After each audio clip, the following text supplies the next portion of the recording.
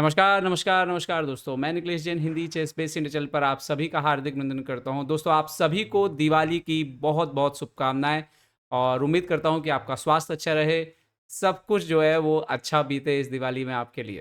ख़ैर, दिवाली यहाँ चल रही है लेकिन भारत की 2 शीर्ष महिला खिलाड़ी कोनेरू हम्पी और दिव्या देशमुख ने आज आपस में मुकाबला खेला और ये मुकाबला हुआ फीडे वुमेन ग्रैंड प्री के दूसरे चरण में जो कि शेमकेंट में शुरू हुआ है कजाकिस्तान में। इस वीडियो के दौरान अगर आपको पीछे से पटाखों की आवाज़ आ जाए तो वो आना स्वाभाविक है। ओके सो 10 खिलाड़ी टोटल दुनिया की खेल रही हैं, उसमें से 2 भारतीय हैं। दिव्या देशमुख जिन्होंने पिछले कुछ दिनों में वर्ल्ड टॉप 10, टॉप 11 में जगह बना ली थी और 2501 रेटिंग के साथ दिव्या वर्सेस है यहाँ पर कोनेरू हम्पी का मैच आज हुआ। लेकिन टोटल 10 खिलाड़ी हैं, इसमें अलेक्जेंड्रा गोरियाचाकिना हैं, लाग्नो काटेरिना हैं, एलिजाबेथ पेहतेज हैं, तान जोंगोई खेल रही हैं। तो बहुत ही स्ट्रॉन्ग टूर्नामेंट है ये। बिबिसारा अजुबाएवा खेल रही हैं, सालिमोवा खेल रही हैं। तो इस टूर्नामेंट में जो भी जीतते हैं, आपको पता है कि टोटल ये जो वुमेन ग्रैंड प्री में भी जो टॉप 2 विनर्स होते हैं उनको फीडे कैंडिडेट में खेलने के लिए अगले साल वुमेन्स में जगह मिल जाएगी। तो ये भी एक तरीका है और जिसमें आज पहली बार अधिकृत तौर पर दिव्या देशमुख भी शामिल हो गई फीडे ग्रैंड प्री सीरीज में। और बता दें कि दिव्या वर्तमान में विश्व की नंबर 1 जूनियर खिलाड़ी हैं, साथ ही साथ विश्व जूनियर चैंपियन भी। और कोनेरू हम्पी के बारे में तो मैं आपको क्या ही बताऊंगा, वो विश्व रैपिड चैंपियन रह चुकी हैं। हिस्ट्री की पहली खिलाड़ी थी जिन्होंने 2600 रेटिंग जो है उसको पार किया था, भारतीय खिलाड़ी पहली और दूसरी ओवरऑल बनी थी वो, जिन्होंने 2600 रेटिंग को क्रैक किया था एक बार। तो आइए देखते हैं क्या कुछ हुआ पहले राउंड के मुकाबले में और एक और सवाल का जवाब दे देता हूं कि पहले राउंड में क्यों भारत के खिलाड़ी आपस में टकराए।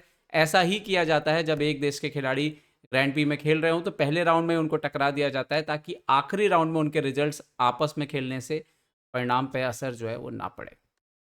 तो स्क्रीन पे भी मैंने कजाकिस्तान के कुछ साइंस जो है वो यहाँ पर बना दिए हैं। तो आइए अब शुरुआत करते हैं गेम में क्या हुआ बेसिकली। तो दिव्या देशमुख ने E4 खेल के शुरुआत किया, हम्पी ने E5 खेल करके यहाँ पर जवाब दिया। नाइट F3, नाइट C6 और यहाँ पर दिव्या देशमुख खेलती हैं D4 Scotch opening. Okay, pawn into D4, knight into D4। यहाँ पे हम जानते हैं कि बिशप C4 भी एक लाइन है जो काफ़ी पॉपुलर होती है क्लब लेवल पे, बट यहाँ पर जो मेन लाइन है उसको चुनाव किया यहाँ पर दिव्या देशमुख ने। तो ये स्कॉच हुई, ना कि स्कॉच गैम्बिट।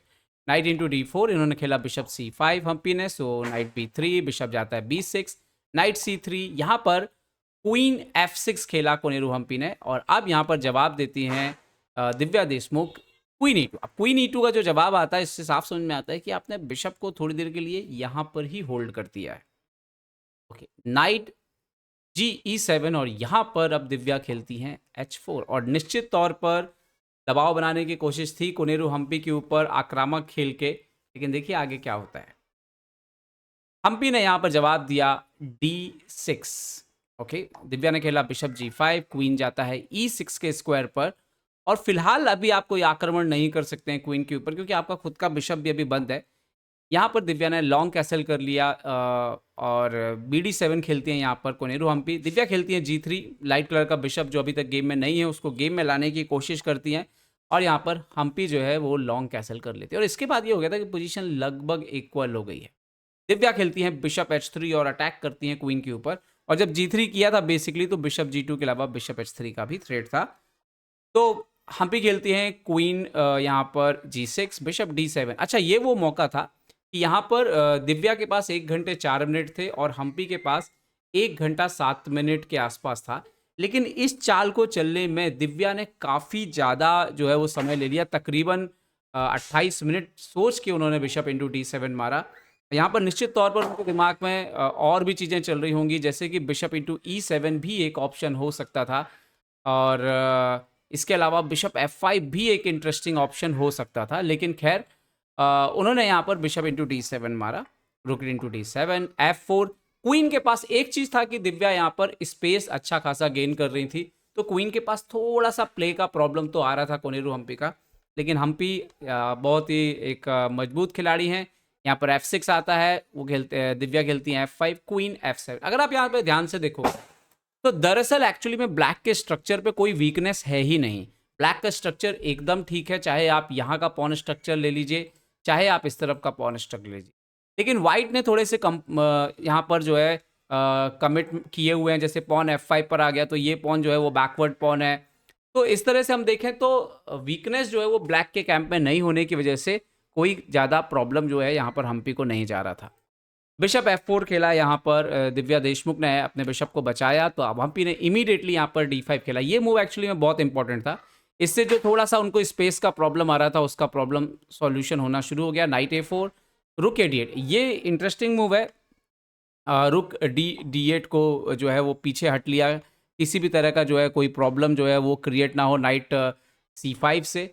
तो इन्होंने खेला किंग B1 यहाँ पर दिव्या ने। सो नाउ D/E4, और जैसे यहाँ पे पोजीशन खुली क्वीन E4, नाइट D5 आया, नाइट C5 आया, तो नाइट F4 एक्सचेंज होना शुरू हो गया और ये क्लियर हो गया था कि अब पोजीशन इक्वलाइज तो यहाँ पर हो चुकी है। रुक D1, रुक D1, रुक D8, और ये भी एक्सचेंज हो गया। और उसके बाद ये क्लियर था कि अभी क्वीन के साथ माइनर पीसेस का एंड गेम चलने वाला है। और दिव्या ने खेला queen E4, but queen F8। अच्छा, यहाँ पर दिव्या के ऊपर एक और दबाव आ रहा था। यहाँ तक आते आते 24 चालें हुई थी और दिव्या को 40 चालें पूरी करने के लिए उनके पास 18 मिनट था, हम्पी के पास 25 मिनट था।